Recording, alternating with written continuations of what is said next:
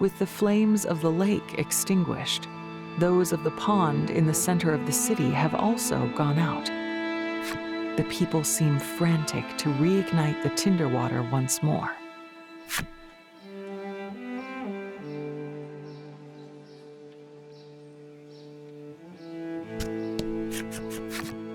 Pulka's medicine succeeds in stabilizing the child's condition.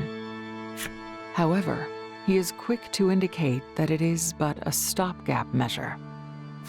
Pulka advises that, should they wish to prolong the life of the child and of all those in the city, they must stop using the tinder water. The aristocrat shakes his head and says, "That we cannot do."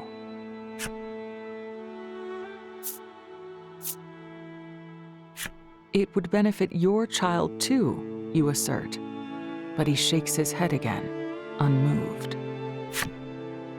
He explains that the tinder water is the basis of all life here in the city.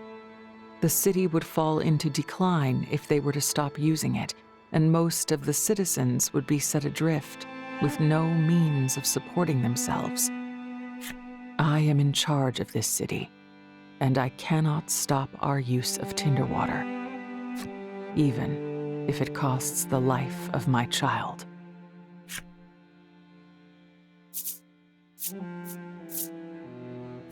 You ask the man if there is some way to resolve this impasse. He grimaces and makes a self-deprecating snort. Maybe if Nuterra existed, then all would be solved.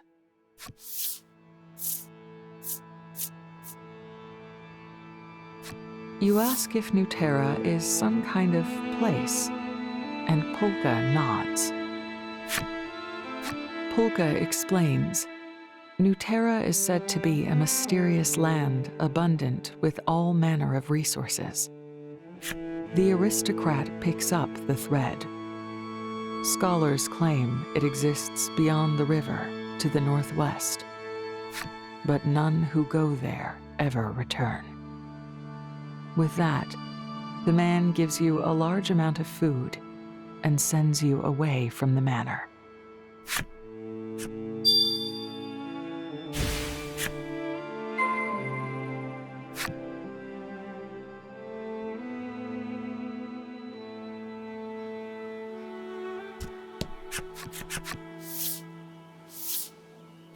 You hand the food out to the orphans.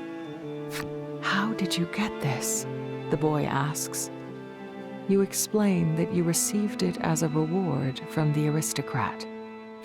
Hearing this, the boy blurts out, "I'm going to use the burning water to get rich too."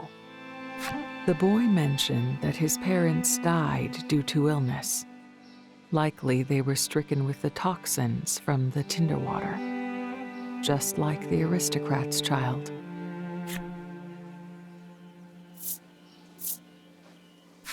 You tell the boy that the tinder water isn't good for him, but he replies, "I don't care."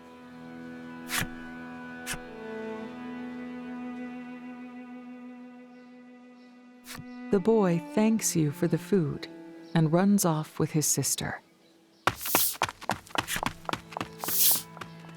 Pulka has a difficult-to-read expression on his face. "Let's at least hand out the medicine," he suggests. You nod without uttering a word.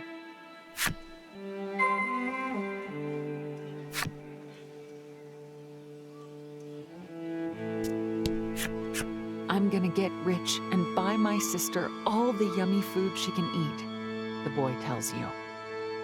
You offer medicine to the children, but their faces drop.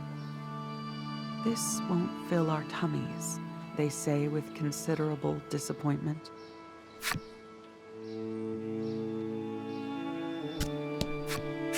"The fire in my heart has gone out with all the rest," the man mutters before sinking to the ground, his arms hanging limp. You offer some medicine to the man, but he keeps repeating, "No, I'm good," as though in a delirium.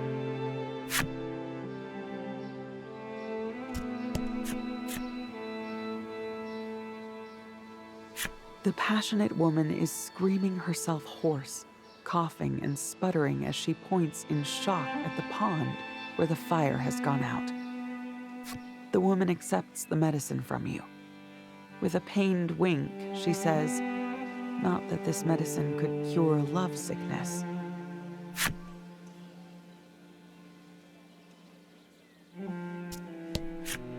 With a trembling hand, the knowledgeable old woman strikes a knife against stone, muttering, "This'll get it burning. I'm sure it will."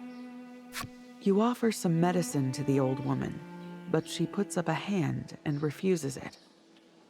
"I'm afraid I don't make a habit of taking medicines I've never seen before."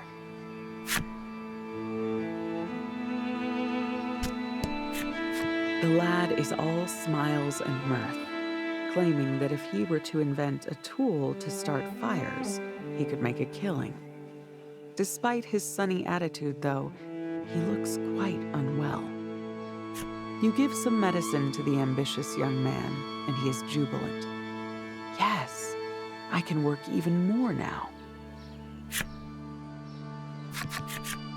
It doesn't look like the people of the city are going to stop using tinder water anytime soon. The medicine you shared with them may provide little more than brief peace of mind. "I can't believe they won't give it up. They know it's poisonous," you say in a low, pained voice. Legol gives you a sympathetic thump on the shoulder. You look up at him and ask, "Do you think everyone could be happy if we went to New Terra?" His denial is immediate and assured. New Terra is a fairy tale. You answer him in a small voice.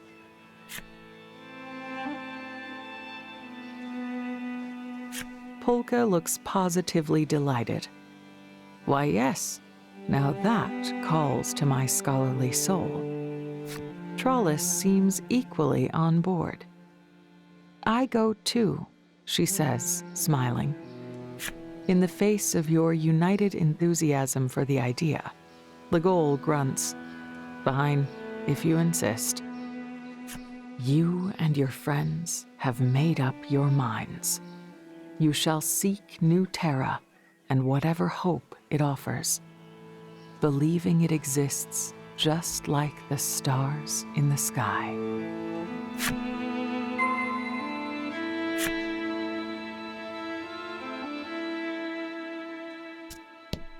The city has done nothing about the poison, and likely never will. Now that you've left, it would be safest if you never return.